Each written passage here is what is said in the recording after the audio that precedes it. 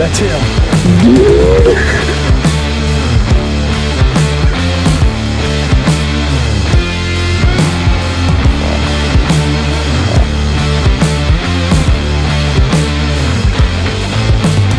I'm still just kind of like speechless.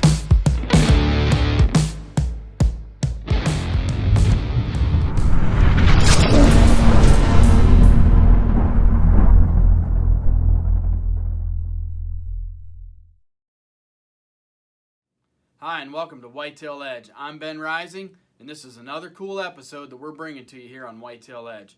In this episode of Whitetail Edge, we're going to join Davey Stuckey as he's after a deer he calls Megladon. Megladon is a true buck of a lifetime for anybody in the United States or the whole world. Megladon is an absolute giant. This is a really cool story. Just warning you, like, this is not a normal hunt for us of Whitetail Edge. We're bringing you kind of like, I guess you'd say, a recap of Davey's experience with this deer. Davey was not filming for Whitetail Edge at the time, but since then, Davey and I have become friends. He's part of Whitetail Edge now, and he's going to be filming for us this fall, and he's already on some giant deer. So, really excited about having Davey on the team. Hi, I'm Davey Stuckey. I'm with Whitetail Edge.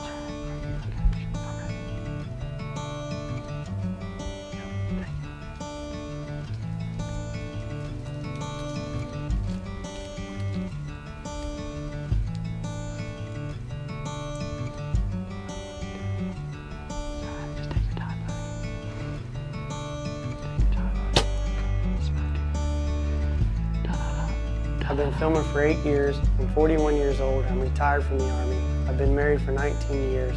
I have 2 children, a 17-year-old daughter and a 12-year-old son.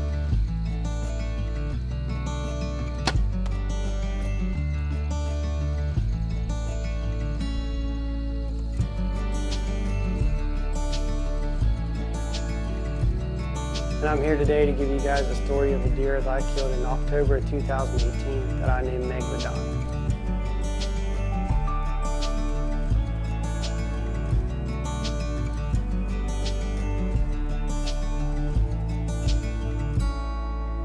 Okay, as we go into 2016 season, I find this deer on the trail camera, and he's just not what I'm looking for. He's a young deer, probably 150 inches. I had no encounters with him, no sightings of him, just a few pictures of him in 2016. 2017 rolls around, and he blows up to this 180-inch deer. At the time, I didn't put 2 and 2 together. It was the same deer because he had this big, crazy side. So I got pictures of him in June, and then again in August. And then that was pretty much it for 2017 season also. There was no encounters, just a handful of pictures off the mineral site during the summer. So I really wasn't sure what was going on with this deer or if I could even have a chance to harvest this deer.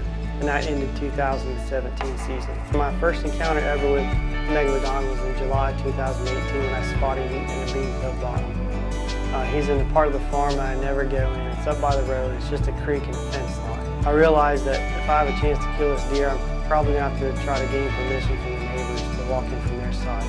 And I did just that. I walked over and let the farmer know over there what was going on and asked for permission. He granted it to me. So I come back over to the landowner that I'm hunting on and let him know that I'm going to walk in from the neighbors.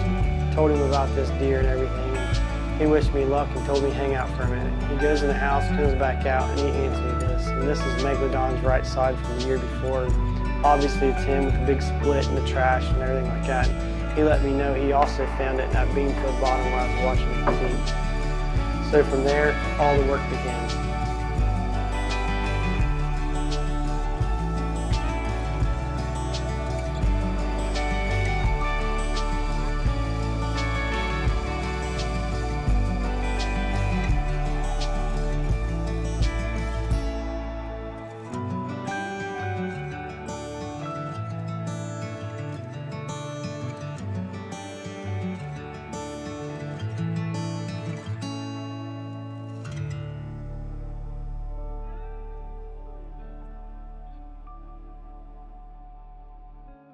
All right, now that I have a game plan together, the next thing to do is run down there and put some Spartans out. And immediately I started getting pictures of Megladon. He was there in the mornings, evenings, all hours of the day. And these Spartans let me know exactly what I needed to do to help me decide where to put the blinds and tree stands that I'm going to put out. So I noticed, by watching the cameras that he was using this one particular fence row and bean edge quite a bit. So I went down there in mid-August and I put out a blind, and everything was going great. I thought I was going to kill him right out of there the first week, and then he turned hard horn in early September and everything changed. So I just continued watching the cameras and trying to figure him out exactly what he was doing. And the cameras, they were showing me that he was going down to this pinch point. So I went over there one day, it was storming, and I noticed that he had made some big old scrapes in there, and I found a tree to put a tree stand in, and so that's what I did.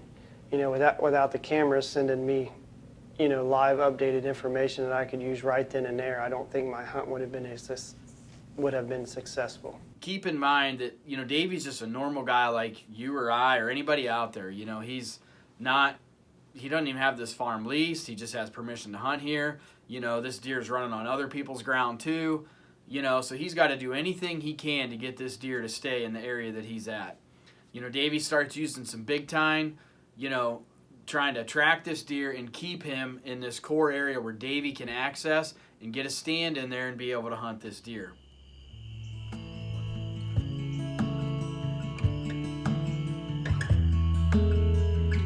What I'm urging you to do is listen to the story. Listen to the things that Davey's saying that he did to get on this deer, and it's going to help you. And that's why we chose to do this, because, like the first thing, Davey found the deer, then he had to get access to where this deer was at. Once he got the access, he started utilizing his Spartan cameras to tell him what the deer was doing. He started using the weather. He had some encounters with the deer. He made a lot of good moves in order to get himself on this big giant buck.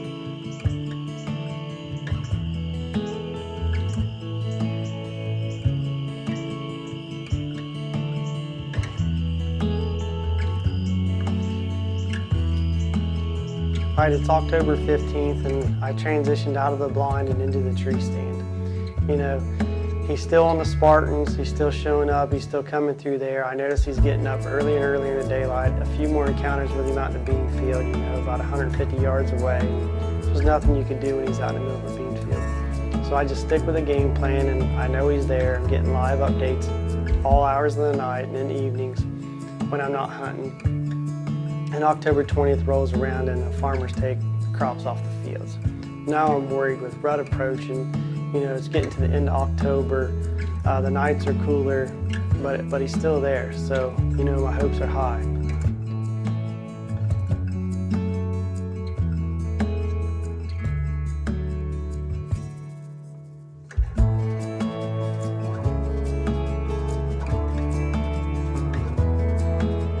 October 22nd comes, and he starts walking down the trail towards me. All right, I grab the camera, and I'm following him down through the trail, and he stops at 13 yards.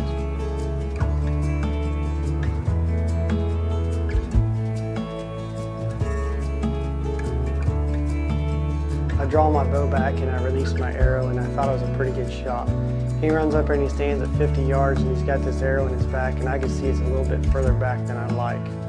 And then I really start to panic because I looked down and seen that I had double tapped the remote and I didn't even record the kill shot. So he's standing up there and I can't get another shot because I'm zoomed through a sapling.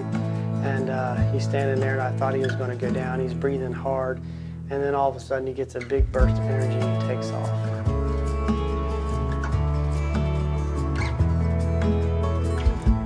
There's not a hunter out there that hasn't made a bad shot or hasn't struggled in recovering a deer that they've made a hit on. And I'll give Davey credit. He never gave up, and he's truthful about all this. 3 days looking for this buck, and he finds it. I would have been sick for him to have lost a deer of this, and it wouldn't have been right for the deer. All right, it's October 23rd, and we've looked from 9 o'clock in the morning till 11:30 at night with no success. We brought in a couple dogs, brought in a drone, and nothing. So day 2, we went out there and kind of the same thing. We've looked everywhere. I brought in a few extra friends. I had a couple buddies even call off work to come and help me look for this deer, and we had no success.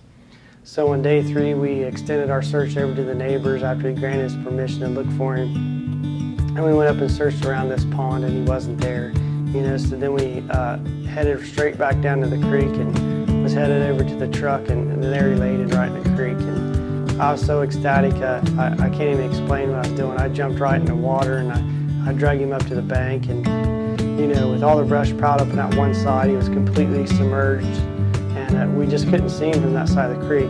And then on the side that we were on, you can see him plain as day when we did spot him in the creek.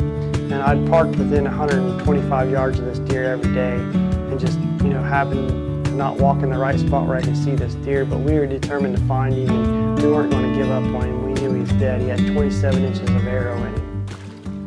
Oh my God, dude.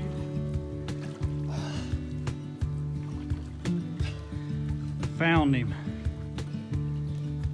Probably 700 yards from where. Not even that, Bob. It's 400 yards.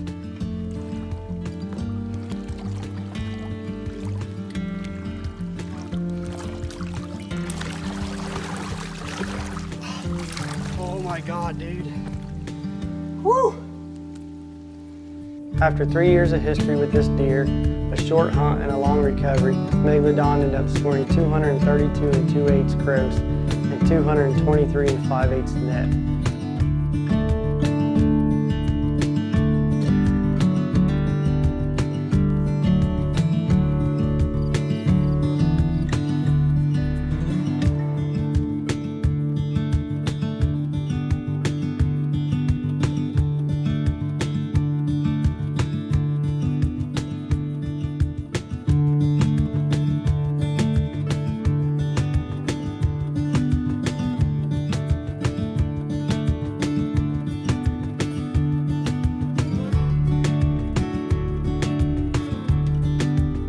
Thank you for watching Whitetail Edge, and hopefully I'll have more hunts for you guys to see in the future.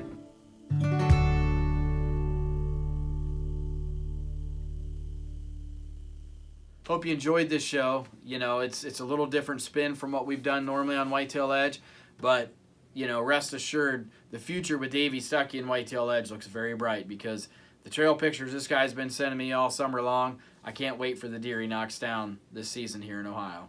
Thanks again for watching Whitetail Edge. We truly appreciate all you fans, because without you, we are nothing.